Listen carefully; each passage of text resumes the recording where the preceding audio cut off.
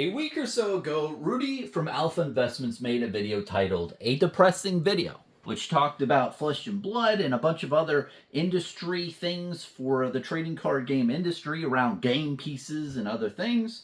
The video was subsequently taken off his channel and then re-uploaded privately, and there's just a bunch of drama and things and a bunch of topics to discuss. And I wanted to sift through it. I wanted to add a little bit of more clarity, add my really opinion and take over a bunch of different topics, because there's a lot to unpack, man. And overall, man, I don't like to make reactionary drama videos. I tend not to want to farm the views from that. But in this case, I think that there was a lot of good points brought up, and I think that there's a lot of things that I really wanted to just express about Flesh and Blood, and also like the different things that I saw with this thing. And these drama things tend to just fizzle out after 2 weeks or a month or 2 months, and this video will probably get pretty aged quickly. It won't be evergreen content, but I think it's a good thing to discuss in the beginning of 2024, because there's really truly a lot to unpack from that video and everything about what was discussed. So I know a lot of these things, especially this video, the depressing video from Rudy, that have a bunch of different topics intertwined. And I wanted to section them out just so I can discuss them one at a time. Because a lot of times you'll see with a lot of drama online with a bunch of different situations other than this, people will just over talk about different topics, and they're debating different topics, and they just all muddle, and it's just a clusterfuck, right? I think it's important to go one by one. So I first want to discuss the whole business partnership relationship between Rudy and LSS, right? So there's a really big sentiment in the video, a depressing video, that talks about how Rudy and LSS had a disagreement around LSS coming down on Rudy about map pricing and selling boxes under map around the 75-ish range, I believe he said. And Rudy saying like, hey, like, I have a Patreon that kind of is a different business model, so that's why I'm selling under map and it's not public. I wanted to go into that aspect first. Now, I have a clear understanding of really where I personally draw the line on who I think is right or wrong in this situation, but I really want to emphasize that with these type of situations, like, I don't know what was said behind closed doors. I don't know the full scope and the full landscape of what LSS said and what Rudy said and what the timing of everything is, and what's in context or out of context. I have no clue. And I think as reasonable, logical individuals online, which there's not many, I think we all need to really be logical and understand, like, we will never understand what happened behind closed doors, right? But if we just break it down to the bare bones of this situation, right? Just the bare bones, if this happened in a microcosm, if LSS saw Rudy making videos that says, hey, this is the box price that I'm selling on my Patreon, it's $75. A video constitutes, I believe, advertising. So minimum advertised pricing, you can't advertise less than that price. So if he said in a video, hey, $75 a box, then I think that there's a very reasonable way that LSS could come down and say, hey, Rudy, yeah, we see this video, can you take it down? Personally, I think it would be a warning. If LSS saw Rudy making a video or something, or advertising it publicly in any way, I think a warning's fine, saying, hey, we see that you're doing this publicly. It has to be behind a closed Patreon wall, right? Now, if other game stores were sending LSS different screenshots behind closed doors, which is in Rudy's Patreon, say, hey, he's selling for $75 a box, you can't do that. I think that the thing is, he can do that because it's behind closed doors. It's not advertised publicly. There's a big stance between advertised pricing. If a store, sends an email out with the exact price per booster box or, per case, right? That's advertising. If it's in a video format, if it's on a public message forum, or anything public, if it's on like a carrier pigeon, anything that's public in the public realm is advertised pricing. And if you advertise a price below MAP, you're breaking MAP. Now, if LSS went to Rudy and said, hey, we see that you're breaking MAP, no warning, you need to raise your price immediately, I'm on the side with Rudy. Like, it's been like this from the beginning of the game, where you can sell product behind a Patreon subscription and have it lower than minimum advertised pricing, especially if you're selling it around $75. I'm not sure what the case is, but like, that's not that bad. I mean, he could be selling it for 60 or 65, who knows. But if it's 75 and you're paying a $15 a month subscription, of course, like that makes sense. And if that is not okay with LSS, right? I think that there needs to really be some policy updates around this business model type of, hey, you have a patron, people are paying you $15 a month, which is $180 a year for essentially like prepayment of product, right? $180 a year prepayment for product. Like, there needs to be something around that, a policy change where you say, okay, we have MAP, but maybe there's something that's like MAP, Patreon MAP, right? PMAP or something. And say, hey, you can't do anything like, for example, $15 a month. Let's assume that someone buys 12 booster boxes a year. So you can do 15 minus MAP equals PMAP, which is Patreon MAP. I think that would be a better solution, right? Is that you have a different thing in your policy, but just bare bones. If Rudy didn't openly advertise his pricing, I think he's in the right. Because if he didn't openly advertise, then he didn't break MAP. And if game stores are legitimately sending private screenshots of different, like, him conversing with people, like, just privately, or just his Patreon thing, that is not him breaking MAP. And LSS might think, okay, so that's, to just sum up that's where I land. If Rudy was advertising it publicly, I think LSS should have just given him a warning, said, hey, take that down, that video or whatever public thing you have, and comply. But if they had more just put the hammer down on him and say, hey, you need to update your prices, even though you haven't done, broken MAP online, I'm kind of in the Rudy camp. So, but if I'm in the LSS camp, if they just tried to like give him a warning and some stuff escalated or whatnot, or like if they were on that side. So that's really in a microcosm of bare bones the whole situation. Now, from a standpoint of what should LSS do with stores complaining about Rudy having a advantage in the market and is able to sell product less or have promos to sell his product, and the stores are saying, hey, like, how are we supposed to sell our product with this guy in the mix? I think the answer is pretty easy. The answer I would give from LSS to these stores is, first off, where were you in 2019 and 2020? Like, Rudy's been in the game of Flesh and Blood for a very long time before a lot of other people, and he helped he was a catalyst to making the game successful, right? Like, if he wasn't around and he didn't promote Flesh and Blood, there's a very good chance that it never reaches a standpoint where it goes and becomes a lot more public and a lot more viewed, and a lot of people picking up the product.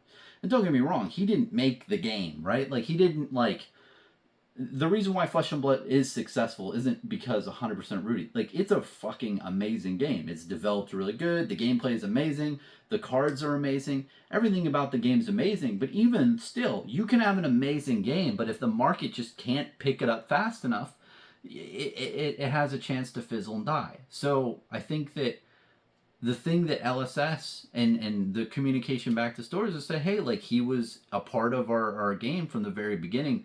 He's going to get, like, certain promos, but and like, hey, if they say, hey, I see these prices on his Patreon, say, look, he is a Patreon, and he can do this because it's not public. And I mean, you could even again develop a policy around Patreon and have stores do it too, where customers can be patrons to a store and like have a different minimum advertised price. I think that that's very reasonable, right? That makes sense to me. But also, I think to tell stores is like they're gonna receive that type of logical discussion either way of stores coming to LSS saying, "Hey, the prices online are cheaper. I can't sell my boxes in store." It's like that's going to happen with any fucking TCG you have or store in a store.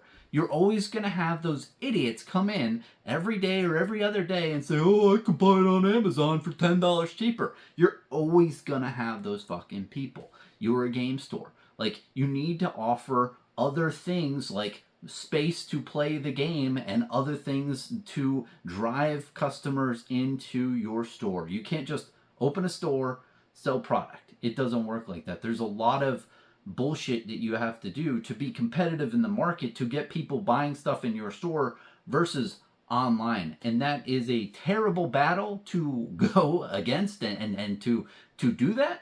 I'm not saying it's easy, but it's just it's the way of the world. It's how things work. You're always going to have people online who can sell it cheaper than in store. Period of end of sentence, right? Like, so when they complain about Rudy selling it for cheaper online, it's like that's with everything. So the whole argument there from LSS standpoint is I think they can create some little verbiage, right? Along the lines of, hey, this is how the world works. And also, Rudy was a, very early adopter and part of our history, and these are the benefits that he's given, right? So that's kind of my thought process from the LSS side. From the Rudy side, man, I wish that this video didn't really go into the nitty gritty of all of the airing out the grievances from this. I think that I feel like a lot of this probably could have been spun in a different way, if I'm making that clear. And a lot of it was true. A lot of it sounded like was what Rudy experienced, but I think it could have been brought up in a completely separate video. This is just my take on it. I think it could have been brought up separately, outside the scope of the game pieces discussion. A lot of other, it's like a bunch of other topics. So that's my thing there. I don't think these types of internal discussions between Rudy and LSS should really be aired, because when you do that, when you say, "Hey, this is my side of it," like LSS is probably not going to want to talk to you as much and tell you certain things, because they're like, "Oh, well, how much do I tell Rudy? He might make a video of it." So, just word of advice. But I'm a big Rudy fan. I don't hide that. I really appreciate everything that he's done for Flesh and Blood. It's just really great to see the game grow so much in a short period of time, and I think I really feel that he's helped the game a lot more than people really quite understand. And just the whole basis in 2019 2020 of people's perceptions of new TCGs was horrible.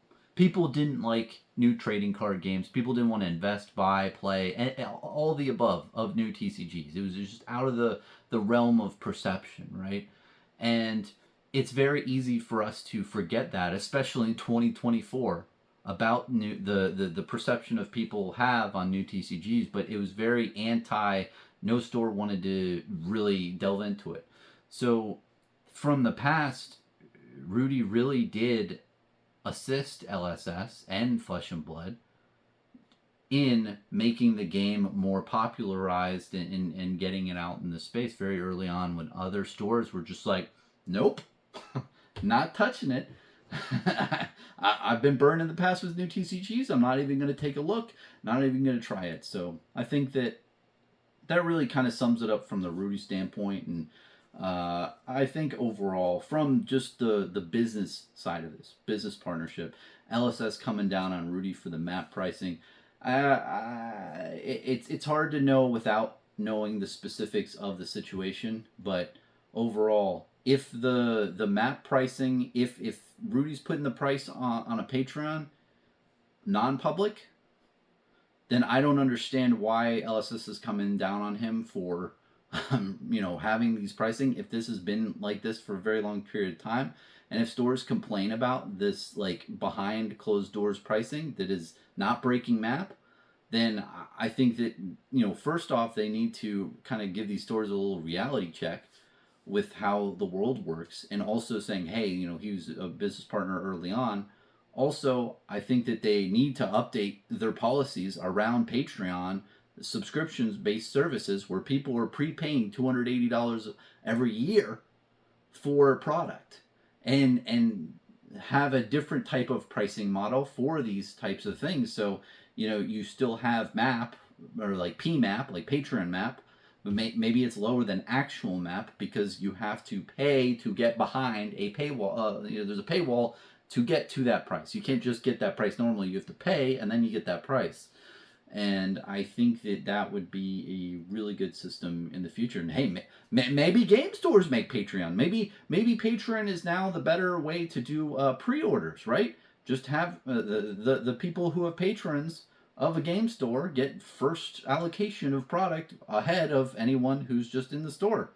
That works. I mean, maybe that's an idea. But long story short, something needs to get updated. The policy. This can't just come out of left field of hey, stop doing map because we have all these stores complaining about you. That's not fair. That's like completely unfair. But then on the other side with Rudy, like, we don't know if the he made a video that was public and it accidentally slipped out. I mean, Rudy's making tons of videos, a video every day, which is insane for a whole 2023. We don't know if that $75 price point of a booster box for Flesh and Blood slipped out in a video and someone like screen grabbed it and sent it to LSS. If that happens, it's like, okay, you did break map, you did technically do that. Just take down the video. It's as simple as that.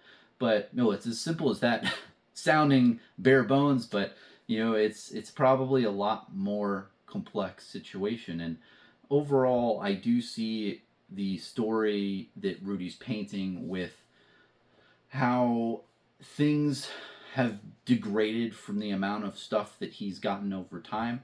And then this is kind of like the last straw type of thing before he wants to like just not sell Flesh and Blood anymore, like normally versus like after release. But it's just a little depressing. I thought that this would really be able to be worked out behind closed doors, especially with how much like Flesh and Blood has given profit to Alpha Investments, if I can say it so boldly. I mean, it's not like this, the product and everything is soured and it's not profitable. Like, you think that this would be a good business relationship and partnership, because a lot of times business partnerships sour when people aren't making money. and I know that a lot of game stores aren't making money, but Rudy's doing good. But if this is brand new from LSS, then I do see where Rudy's coming from. Where he's like, hey, I'm a business. I can't like concede to have all these concessions over time, and then just keep taking the L. It doesn't make sense. So I see it from that standpoint. But then again, on LSS's side, they're making a game to play in person, and Rudy's business model doesn't really facilitate that type of business model, especially with the local game store and supporting the LGS and such. On the other hand, they have to realize that he's integrated into the fabric of their history, and without him and without his support very early on, there's a good chance that Flesh and Blood doesn't reach critical capacity to operate as it should. So you really have that all that going on. So that's really my take on the whole business partnership relationship, where it seems like a big sentiment from Rudy in the video was, hey, Like, this whole situation happened where LSS is coming down on me for MAP pricing, told me to raise my boxes. I said no, I'm not going to do that, but I guess going forward I won't sell your products anymore. And then after release, and then that was kind of the end of the conversation. Kind of depressing. The video lived up to its name.